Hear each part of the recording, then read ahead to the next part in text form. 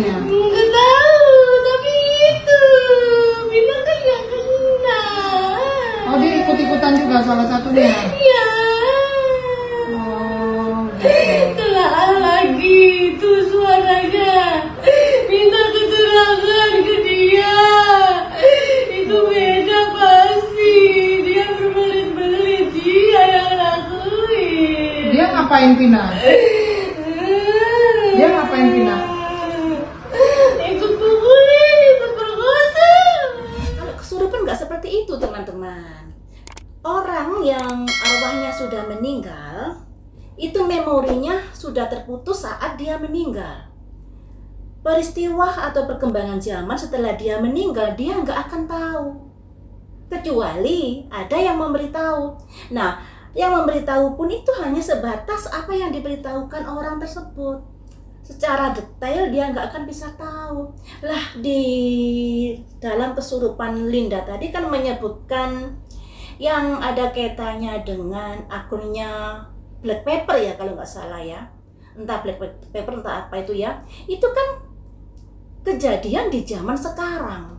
Apa yang diekspos, apa yang diunggah oleh akun tersebut adalah situasi dan kondisi saat ini yang terjadi. Harusnya Vina nggak mengetahui itu, harusnya. Makanya saya mengatakan itu bukan kesurupan. Bisa jadi itu depresi, bisa juga itu sebagai cara agar Linda ini aman dalam menyampaikan petunjuk-petunjuknya. Nah, kita tetap positif thinking saja. Mungkin Linda ingin menyampaikan sesuatu terkait kecurigaannya pada seseorang itu tadi yang disebutkan adalah Mel. Selanjutnya di sini ingin saya prediksi. Apakah petunjuk-petunjuk Linda ini layak untuk didalami ataukah bagaimana? Karena yang namanya kesurupan itu bisa jadi yang menyurupi bukan arwahnya Vina. Bisa jadi orang lain, arwah orang lain, atau bisa jadi bangsa lain. Nah, ini yang harus diperhatikan. Karena apa ya, kenyataannya kok sampai tahu sampai tahu perkembangan zaman sekarang terkait akun Black Pepper itu. Pasti ada yang ngasih tahu atau dari Lindanya sendiri yang ingin menyampaikan setelah dia melihat perkembangan saat ini. Jadi bukan kesurupan arwahnya Vina yang saat kesurupan yang kedua kali ini. Sebenarnya saya juga nggak tahu suaranya Vina ini apakah seperti itu. Karena kalau orang menyurupi, suaranya itu akan beralih sesuai dengan suara orang yang menyurupi. Nah, buat kalian-kalian yang mengenal Vina, yang mengenal suaranya, komen dong, apakah suaranya Vina seperti suaranya yang menyurupi Linda itu? Apakah informasi yang diberikan Linda, saya bilang informasi saja karena saya nggak meyakini kalau itu kesurupan ya. Apakah informasi yang diberikan oleh Linda patut untuk didalami?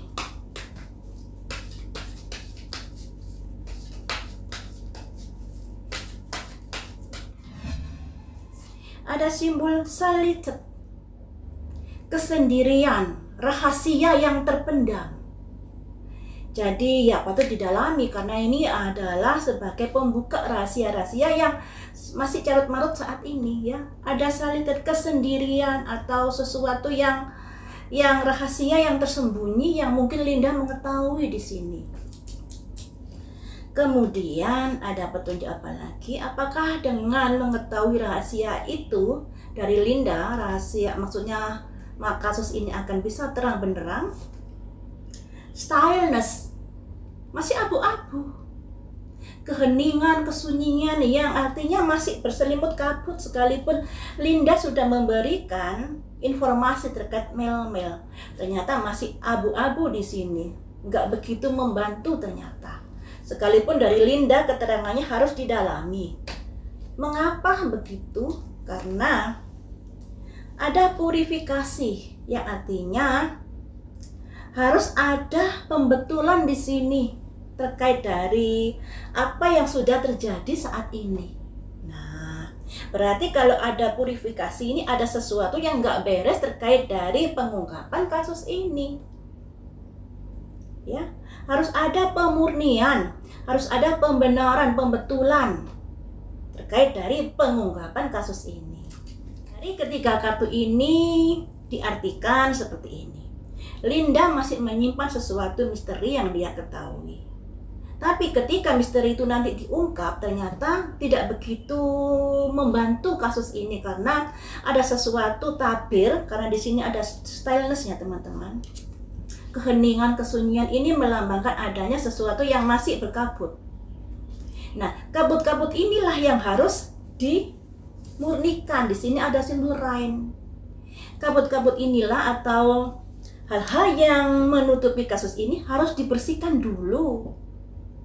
Jadi kalau menurut kartu ini selidiki dari awal lagi, pemurnian. Karena ternyata banyak sekali hal-hal yang masih abu-abu di sini dalam pengungkapan kasus ini. Jadi sekalipun Linda ini nanti berbicara, ternyata masih ada sesuatu yang tertutupi di kasus ini. Kenapa? Yaitu tadi, makanya harus ada pemurnian, harus ada kayak penyelidikan ulang yang benar-benar jujur seperti itu. Saya akan beralih ke masalah Peron. Peron kemarin sudah dirilis dan sudah ditayangkan di publis. Kemudian dia berusaha bersuara bahwa dia bukan pelakunya dan lain sebagainya ya. Mengenai Peron ini saya juga melihat banyak sekali berita-berita terkait saksi-saksi yang juga teman kerja Peron saat menjadi kuli bangunan di Bandung. Kemudian juga ada pemberitaan yang saya baca bahwa Peron ini 8 tahun yang lalu motornya udah disita oleh pihak kepolisian. Teman-teman, kalau saya salah ngomong tolong dikoreksi ya, karena saya baru mengikuti kasus ini, mungkin tidak segitu mendetail untuk mencari tahu kabar-kabarnya, makanya tolong dikoreksi. Yang intinya di sini yang baru saya baca tadi, Peron sudah diamankan motornya 8 tahun yang lalu. Tapi kenapa dia 8 tahun yang lalu tidak ditangkap? Andai kata dia sebagai otaknya seperti yang saat ini dikatakan pihak yang berwajib bahwa Peron adalah otaknya. Juga anehnya, kalau kemarin-kemarin kita tahu ada 3 DPO, setelah ditangkapnya Peron ini, 2 DPO ini nggak ada, ditiadakan seperti itu. Nah, di sini saya jadi teringat kasus Subang juga. Ada 2 DNA di TKP, hingga saat ini belum ditemukan milik siapa 2 DNA itu. Tapi sudah berani menetapkan sebagai tersangka, berani menetapkan tersangka-tersangkanya yang hanya berdasarkan pengakuan dari Danu. Nah, kita campur aduk dengan kasus Subang karena ceritanya mirip teman-teman. Ada kesurupan juga, ada OOJ juga, kemudian ada berdasarkan pengakuan. Nah, dan di sini juga apa kok jadi kayak begini ya. Kita kembali ke kasusnya Vina ya, masalah Peron. Masalah Peron kalau saya prediksi kemarin, sekalipun Peron ditangkap, kasusnya masih abu-abu. Nah, tentunya kenapa? Pastinya juga harus perlu pendalaman. Karena kalau melihat dari jejaknya Peron di maksudnya 8 tahun yang lalu di Facebooknya, Peron mengunggah bahwa saat itu dia ada di Bandung. Kalau ditelisik dari tanggal-tanggal unggahan di Facebooknya, apakah tanggal di Facebooknya itu bisa direkayasa atau tidak? Ya tentunya sulit loh ya, sulit sekali karena sudah aplikasi Facebook untuk Peron ya. Apakah kamu bisa membantu pengungkapan kasus ini?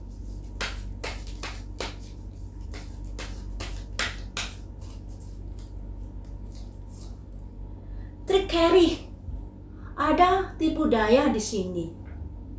Ada yang menipu daya. Nah, tipu daya ini di pihak siapa?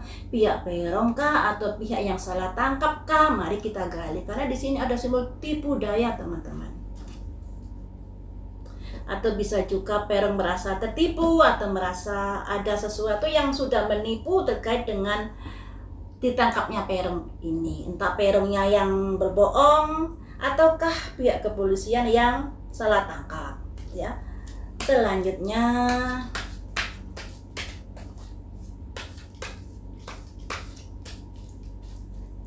Apakah dengan ditangkapnya Peron bisa membuka kasus ini?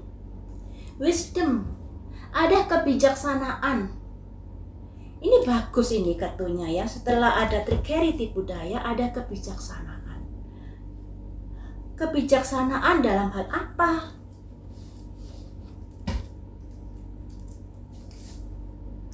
Maafkanlah. Oh, maafkanlah. Maafkanlah, yang minta maaf ini Peron kah atau pihak kepolisian kah? Maafkanlah. Mengapa ada permintaan maaf di sini? Karena apa?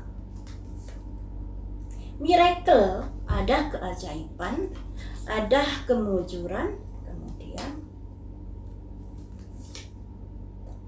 ada ketidakpuasan. Oh, ternyata nih alur ceritanya bahwa Peron ditangkap ini, ada banyak orang yang menyatakan bahwa Peron ini bukan pelakunya.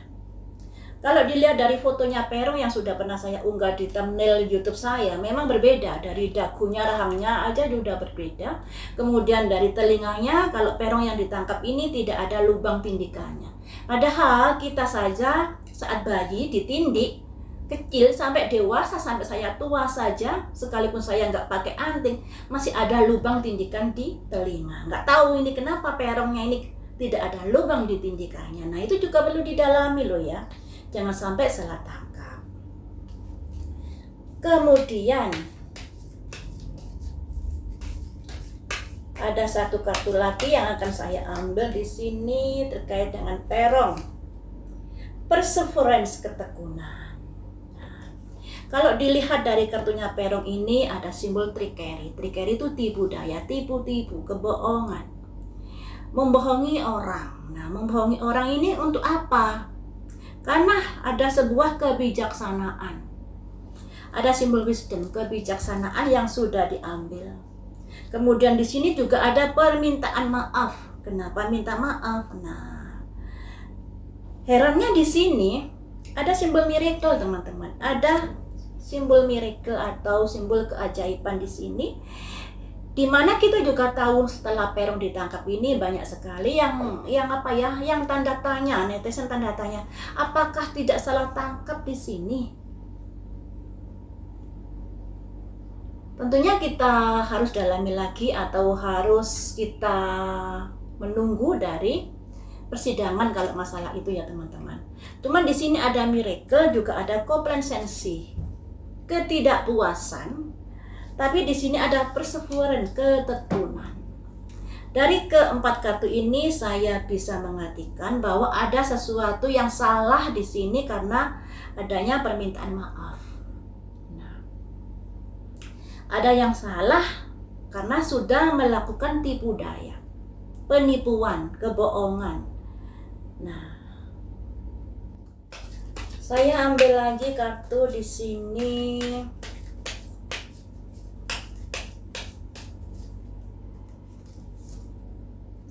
Inovasi, penemuan-penemuan terkait Peron. Effortless, dengan mudah. 8 tahun ada penemuan dengan mudah. Kenapa nggak dulu-dulu ditangkap ya? Kalau memang ada kemudahan. Di sini masih berupa perspektif pemikiran-pemikiran. Oh, jadi kalau di sini teman-teman ya yang perlu didalami karena gini ya, kalian bisa menyimpulkan sendiri. Karena di sini kan di ranah publik, saya kasihkan panduan-panduan artinya, kalian simpulkan sendiri. Ada ketiga kartu ini ya. Kalau di kartu yang atasnya tadi kan ada kebohongan, ada kebijaksanaan, juga ada permintaan maaf. Terus ada miracle, ada keajaiban, juga ada ketidakpuasan terkaitnya ditangkapnya Peron, tapi ada perseverance yang mana ada pernyataan dari pihak kepolisian bahwa pihak polisi tidak salah tangkap. Itu. Cuma di sini ada simbol ini trickery. Nah, trickery ini tipu daya. Nah, tipu daya ini untuk Peron atau untuk yang salah tangkap masih abu-abu di sini ya. Makanya di sini saya ambil 3 kartu lagi untuk lebih detailnya. Tapi saya nggak mengartikan di sini, kalian yang memutuskan, maksudnya saya hanya mengartikan simbol-simbolnya, kalian yang memutuskan sendiri arti keseluruhan kartu 3 ini ya. Jadi di sini kartunya ada seremoni. Seremoni ada inovasi, yang artinya ada penemuan-penemuan baru atau berusaha mencari penemuan-penemuan baru terkait Peron ini, terkait kasusnya Vina ini. Karena mungkin adanya dorongan-dorongan dari publik untuk mengungkapkan kasus ini, makanya pihak polisi begitu gencar melakukan penyelidikan penemuan-penemuan terkait pengungkapan kasus ini. Dan di sini terkait Peron ini ada kemudahan, ada effortless. Pihak kepolisian menentukan Peron ini. Kenapa begitu? Tentunya pihak polisi punya alibi sendiri. Cuman di sini teman-teman, kalau Peron ini ada kemudahan menentukan bahwa dia adalah otaknya, kenapa tidak 8 tahun yang lalu? Padahal 8 tahun yang lalu motornya Peron udah disita, kabar-kabarnya seperti itu.